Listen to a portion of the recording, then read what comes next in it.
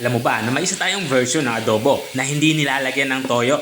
Tara, samahan mo ako dahil sa video ito, magluluto tayo ng adobong walang toyo o tinatawag din itong adobong puti. Simulan natin ating pagluluto. Papainit lang tayo dito ng kawali at nang uminit na, maglalagay tayo ng mantika.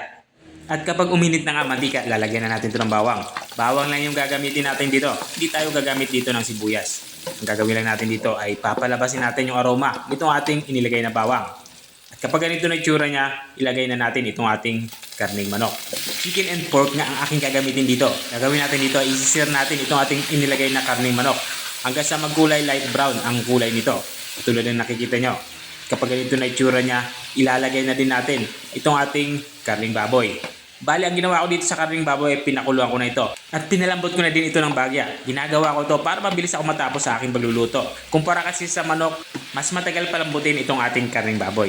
Tuloy-tuloy tayo sa pagsisiro pagigisa hanggang sa matusta ito ng bagya. Katulad ng nakikita nyo. Kapag ganito na itsura niya, maglalagay na din tayo ng mga pampalasa. Unang inilagay ko nga dito itong ating black pepper o pamintang durog. Susundan ko naman ito ng dahon ng laurel.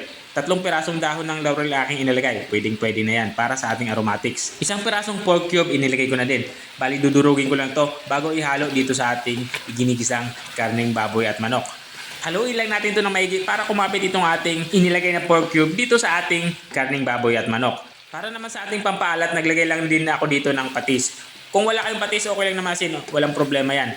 At para naman hindi masayang yung pinagpakuluan natin ng ating karning baboy, ilalagay ko na din. Ito yung tinatawag na pork broth. At matapos kong mailagay ito ay lalagyan ko na nga ito ng suka. Puting suka yung gagamitin natin dito. Pero pwede kayong gumamit ng ibang suka. Matapos natin mailagay yung suka, huwag na natin itong galawin para hindi ito maglasang hilaw. Tatakpan natin ito at papakuloy natin ito ng mga 15 to 20 minutes. Mabilis lang naman kasi maluto itong ating karning manok. Take note, yung ating karning baboy ay luto na. Makalipas nga ng 15 minutes ay binuksan ko na nga ito. Dito naman sa part nito ay titikman ko muna ito kung tama na sa aking panlasa yung ating sabaw. At dahil nga okay na ito ay hindi ko na to dadagdagan ng iba pang pampalasa. Tatakpan natin to at hahayaan ng masimmer o maiga yung sabaw.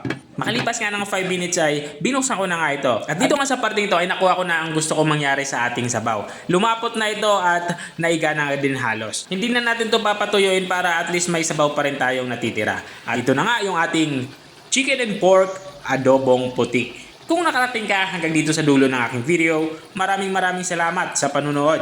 At kung nagustuhan mo naman yung bago nating recipe ibinahagi, baka pwede mo naman to i-share. O siya, hanggang dito na lang ako dahil natatakam na at nagugutom na nga din ako. Kita-kita ulit sa mga susunod kong mga videos.